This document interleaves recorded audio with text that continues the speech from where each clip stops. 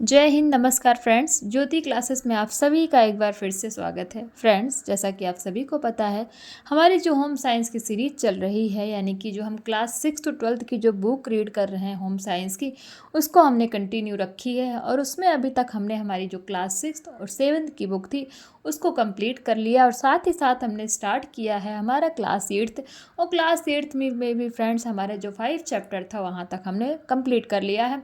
तो आप सभी से रिक्वेस्ट है, अगर अभी तक आपने हमारी उन वीडियोस को नहीं देखा है जो भी क्लास 6 और 7 की हमने की है, तो प्लीज़ प्लेलिस्ट में जाइए। वहाँ पे आपको जितने भी वीडियोस हैं क्लास 6 और 7 के, वो सारे ही टॉपिक वाइज कराए गए हैं, जो कि बहुत ही आसान भाषा में, बहुत ही ईजी लैंग्वेज में आपको कंप्लीट कराए गए हैं, जिसमें कि हर एक पॉइंट आपको बहुत ही अच्छे से समझ में आएगा।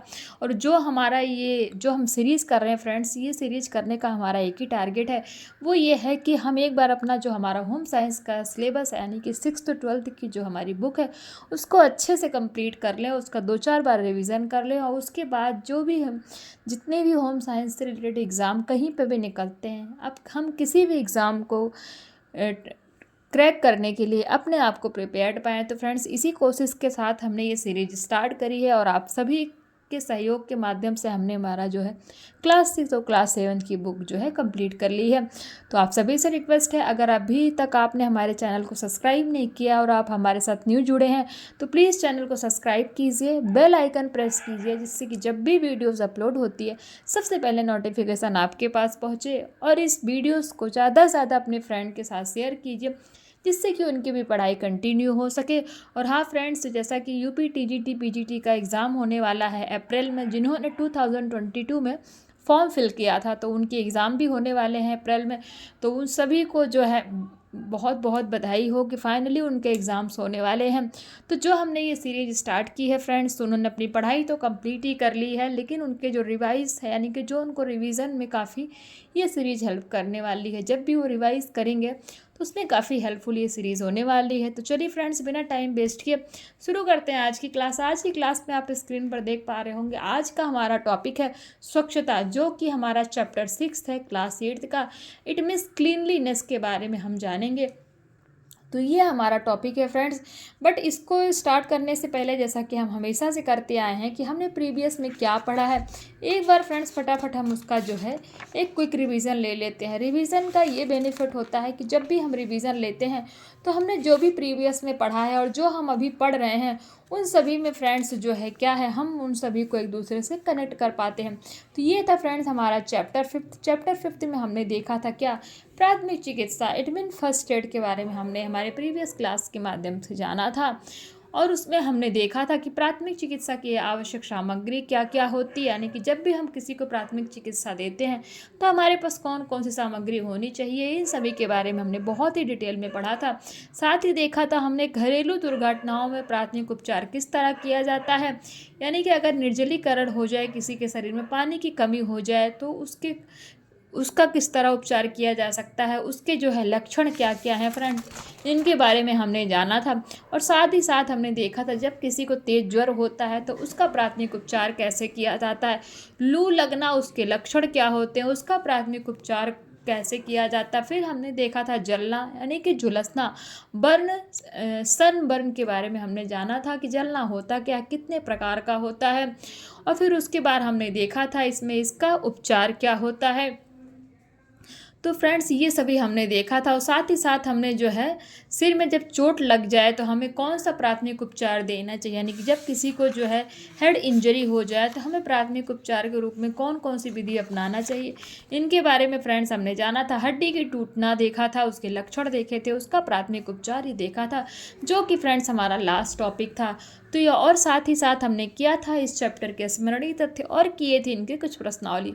तो फ्रेंड्स, ये था हमारा प्रीवियस क्लास। आपने अगर इन वीडियोस को नहीं देखा है, जो हमने अभी प्रीवियस क्लास का जो रिवीजन आपको करा रहे हैं, तो प्लीज़ फ्रेंड प्लेलिस्ट में जाइए, वहाँ पे वीडियोस आपको बहुत ही डिटेल में कराई गई है, तो जिससे कि आपको हर चीज़ बहुत ही अच्छे समझ में आएगा। आई होप आपका एक बार रिवीजन हो गया होगा। शुरू करते हैं आज का टॉपिक, देखते हैं स्वच्छता यानी कि क्लीनलीनेस। व्यक्तिगत तथा पर्यावरणीय स्वच्छता का स्वास्थ्य से घनिष्ठ संबंध होता है। व्यक्तिगत स्वच्छता के साथ हमें पर्यावरणीय स्वच्छता पर भी ध्यान देना चाहिए, तभी हमें स्वच्छ जल, भोजन व शुद्ध वायु मिल पाएगी। अब देखते हैं व्यक्तिगत स्वच्छता क्या है। शारीरिक स्वच्छता, त्वचा की स्वच्छता, मुंह एवं दांतों की स्वच्छता, आँख की स्वच्छता, कान की स्वच्छता, नाक की स्वच्छता, हाथों की स्वच्छता है, पैरों की स्वच्छता, बालों की स्वच्छता, आंतों की स्वच्छता, ये सारी स्वच्छता हमारी क्या है, व्यक्तिगत स्वच्छता यानी कि इंडिविजुअल क्लीनिनेस जो हम खुद के लिए करते हैं।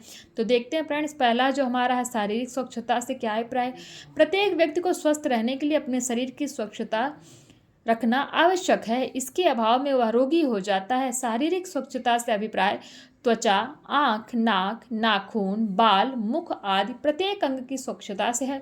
साथ ही साथ शरीर के आंतरिक अंगों को भी स्वच्छ रखना चाहिए। यदि शरीर में पसीना, मल मूत्र के रूप में बेकार पदार्थ निष्कासित ना हो तो पेट में गैस, अफारा जी मिचलाना जैसे विकार उत्पन्न हो जाएंगे और शरीर रोगी हो जाएगा। अतः हमें शरीर की बाह्य एवं आंतरिक दोनों प्रकार की स्वच्छता का ध्यान रखना चाहिए।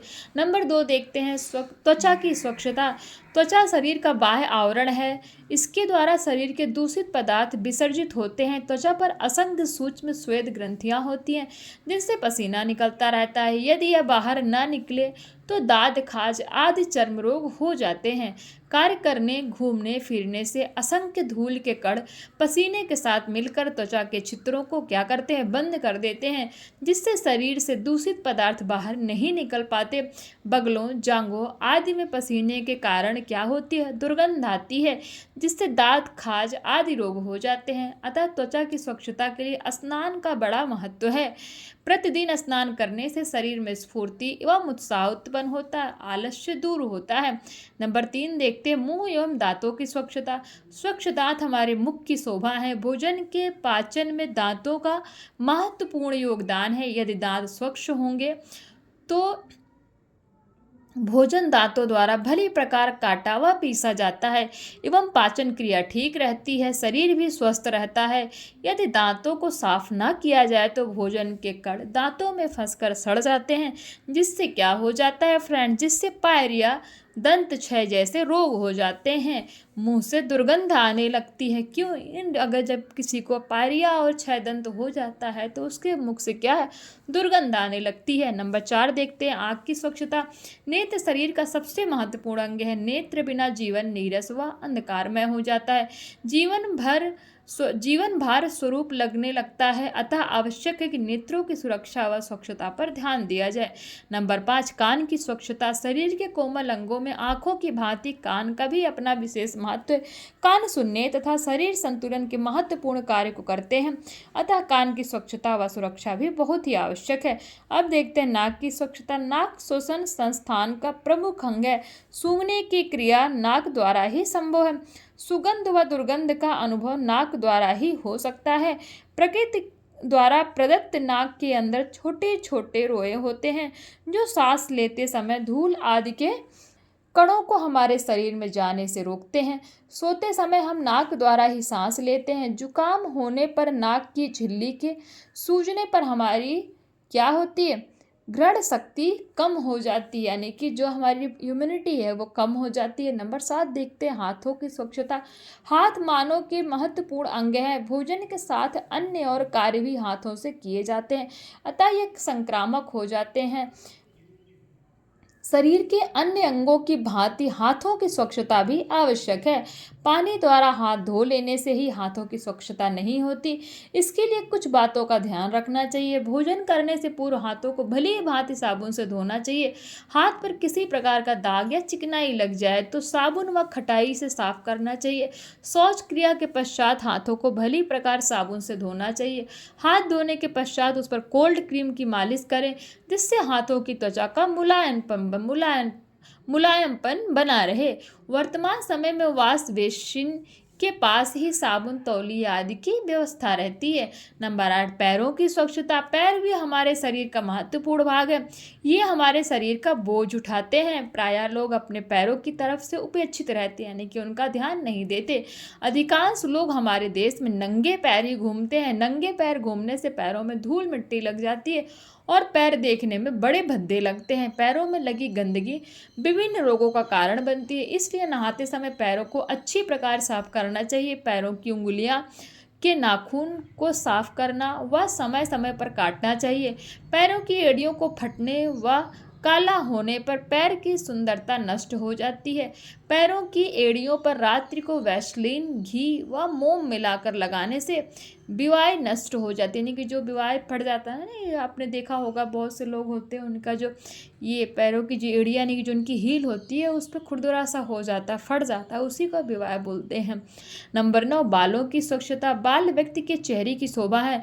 पुरुषों के बाल छोटे व स्त्रियों के बाल बड़े, काले, लंबे व घने होते हैं। बालों को यदि स्वच्छ ना किया जाए तो उनमें जूं पड़ जाती है, प्यास हो जाती है, खुजली होती है और बाल टूटने लगते हैं। आजकल छोटे छोटे बालकों के बाल सफ़ेद हो जाते हैं।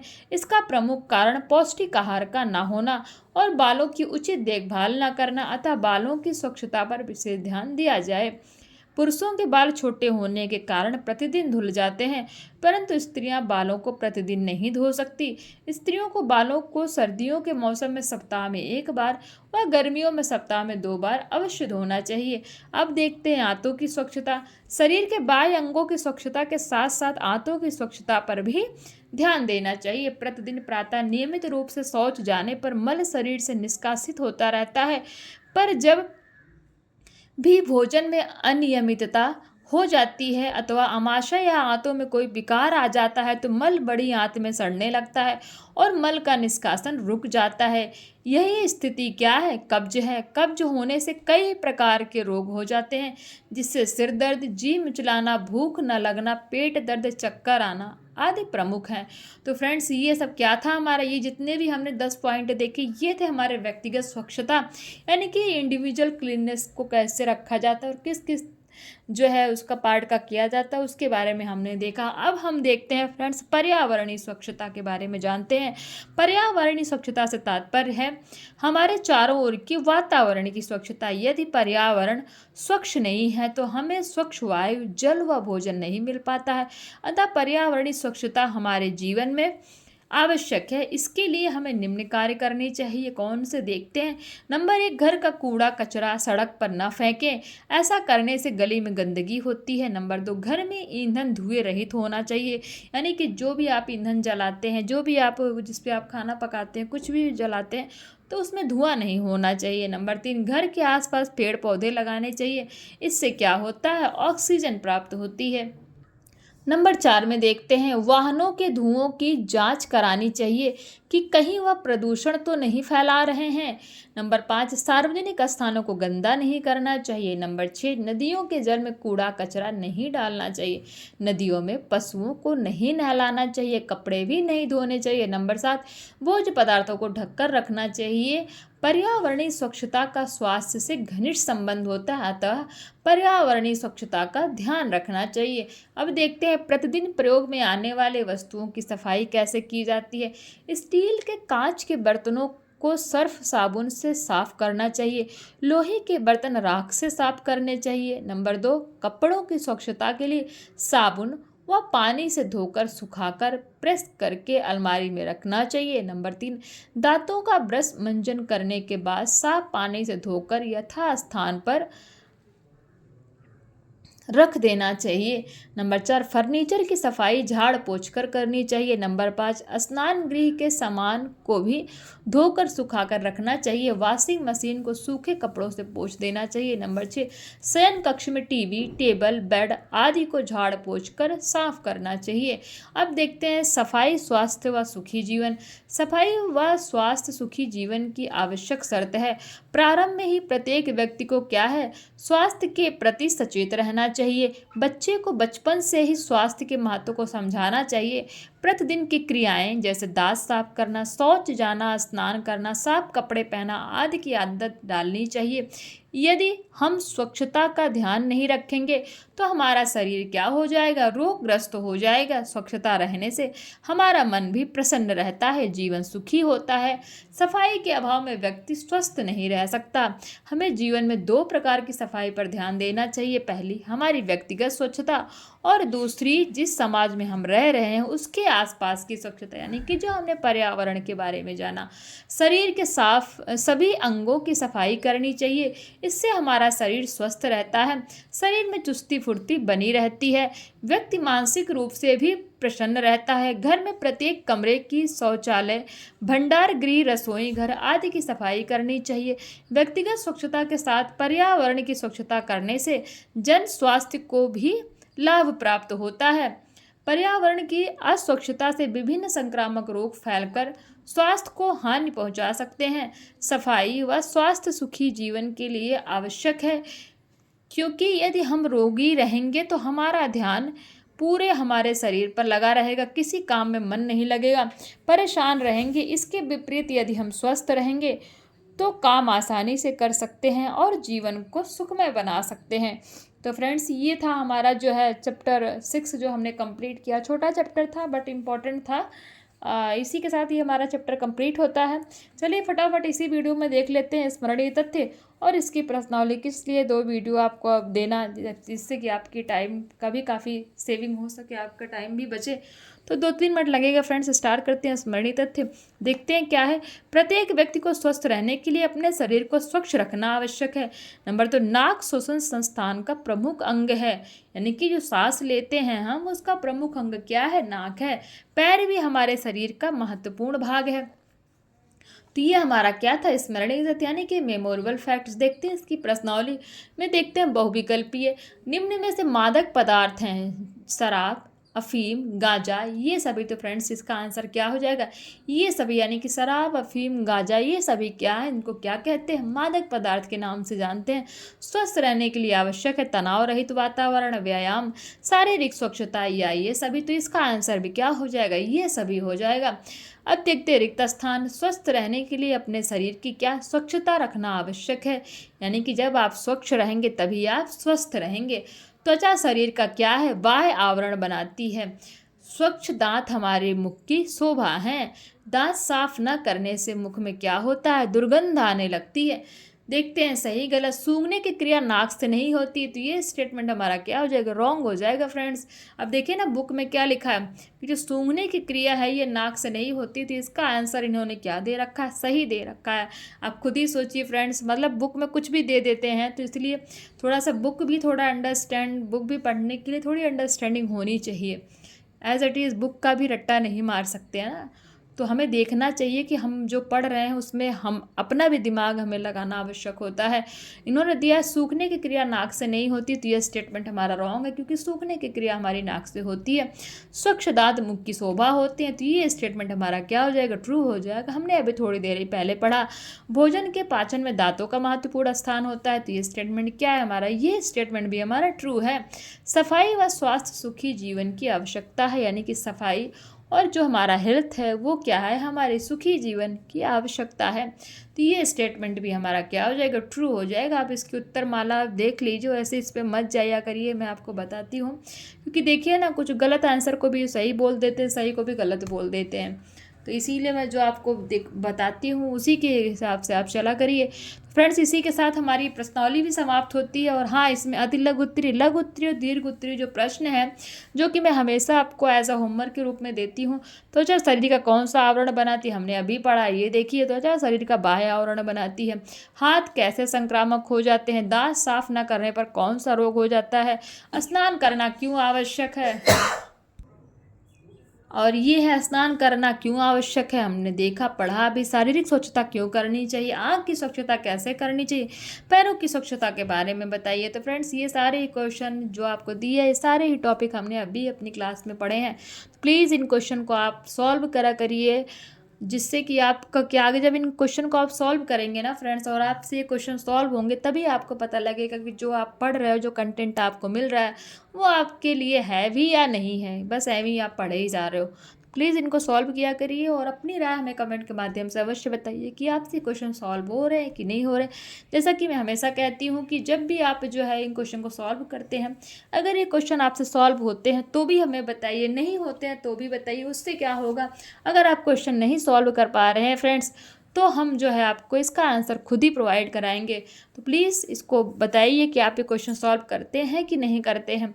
और हाँ फ्रेंड्स, ये चैप्टर हमारा इसी के साथ समाप्त होता है। और कोई भी डाउट है, कुछ भी पूछना है तो आप कमेंट करके हमें बताइए, हम तुरंत आपके उस जो है डाउट को क्लियर करने की कोशिश करेंगे। ये हमारा पूरा प्रयास रहेगा कि आपके डाउट को क्लियर किया जाए। तो चलिए फ्रेंड्स, इसी के साथ हम आज का जो हमारा टॉपिक है, यानी कि जो हमारी आज की अभी की क्लास है, इसको अभी हम जो है समाप्त करते हैं, कंप्लीट करते हैं। और शाम को मैं आपको 6-7 बजे करीब फ्रेंड्स एक वीडियो और दूंगी जिसमें हम करने वाले हैं चैप्टर 7th। तो क्योंकि अभी जो है हम अभी 8th ही पढ़ रहे हैं, तो मैं सोच रही हूँ कि जिनका यूपी टीजीटी पीजीटी का एग्ज़ाम हो रहा है तो उनको भी थोड़ी हेल्प मिल जाए, इसीलिए थोड़ा सा सोच रही हूँ कि आपको डबल क्लास 2-2 चैप्टर सोच रही हूँ, ट्राई कर रही हूँ कि अगर बड़ा चैप्टर ना हो तो 2-2 चैप्टर कराने की कोशिश कर रही हूँ, हो जाए तो, क्योंकि उनको भी रिवीजन में काफ़ी हेल्प मिल जाएगी उससे। तो चलिए फ्रेंड्स, इसी के साथ आज की क्लास को यहीं पे समाप्त करते हैं। मिलते हैं नेक्स्ट क्लास में।